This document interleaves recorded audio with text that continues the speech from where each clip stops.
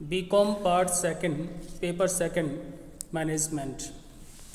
आज हम प्रबंध के अंतर्गत प्रबंध की प्रकृति को समझने का प्रयास करेंगे। प्रबंध की प्रकृति भिन्न भिन्न विद्वान अलग अलग दृष्टिकोण से स्पष्ट करते हैं। कोई इसे कला के रूप में देखते हैं तो कहीं इसे विज्ञान के रूप में देखा जाता है। हम बिंदुवार इसे स्पष्ट करते हैं। इसकी विशेषताओं और परिभाषाओं के आधार पर प्रकृति को समझना आसान होता है। सर्वप्रथम हम विचार करेंगे कि प्रबंध कला है अथवा विज्ञान। प्रबंध कला अथवा विज्ञान के रूप में प्रबंध कला है या विज्ञान, इस पर परस्पर मतभेद बना रहा है, उत्पन्न होता रहा है। और यह जानने के लिए कि प्रबंध कला है या विज्ञान, हमें कला तथा विज्ञान के स्वरूप को भी समझना आवश्यक होगा। जब हम प्रबंध को कला के रूप में देखते हैं तो यह जानना आवश्यक होता है कि कला क्या है।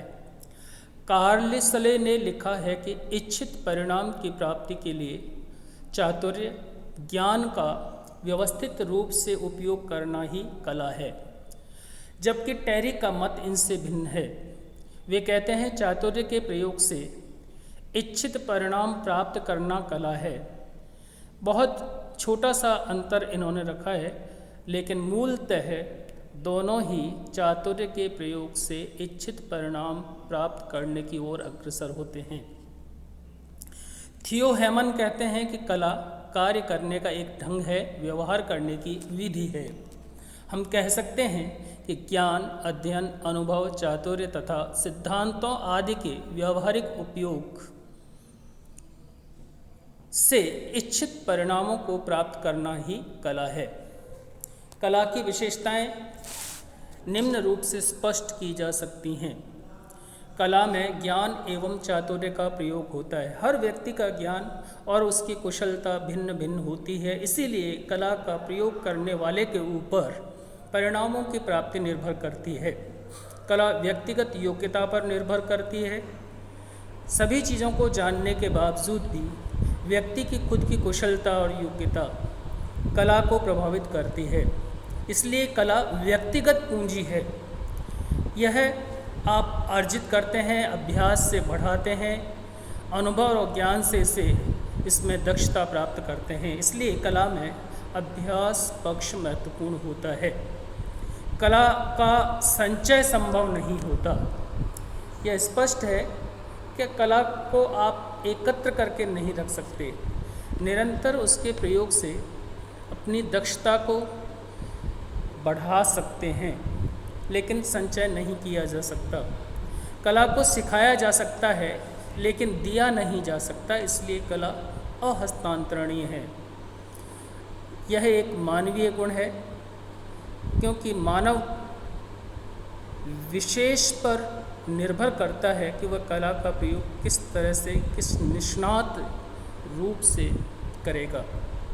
कला सृजनात्मक होती है। यह नई नई विधियों को खोजती है, तरीकों को खोजती है, नवीनताओं को समाविष्ट करती है। इसलिए इसमें स्वयं के विचारों का विशेष प्रभाव पड़ता है।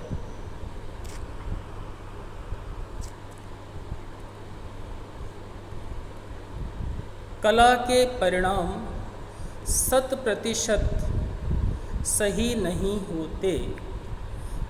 कला प्रत्येक स्थिति में या ये कहा जाए कि हर स्थान पर, हर स्थिति में परिणाम एक ही होगा, यह संभव नहीं होता।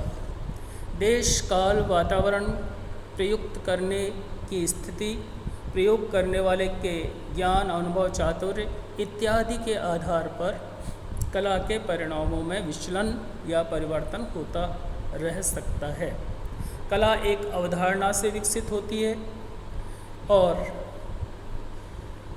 इन सारे गुणों को, विशेषताओं को देखने के बाद में हम ये महसूस कर सकते हैं कि कला व्यक्तिगत दक्षता, देश काल वातावरण, अनुभव, ज्ञान, चातुर्य इत्यादि पर निर्भर करती है। प्रबंध भी इन सारी स्थितियों से अप्रभावित हुए बिना नहीं रह सकता। प्रबंध में भी ये सारी की सारी चीज़ें, प्रबंध करना व्यक्ति की व्यक्तिगत दक्षता, योग्यता, अनुभव, ज्ञान, चातुर्य, कुशलता इत्यादि पर निर्भर करता है। इसलिए प्रबंध एक कला के रूप में देखा जा सकता है। शेष आगामी अंक में।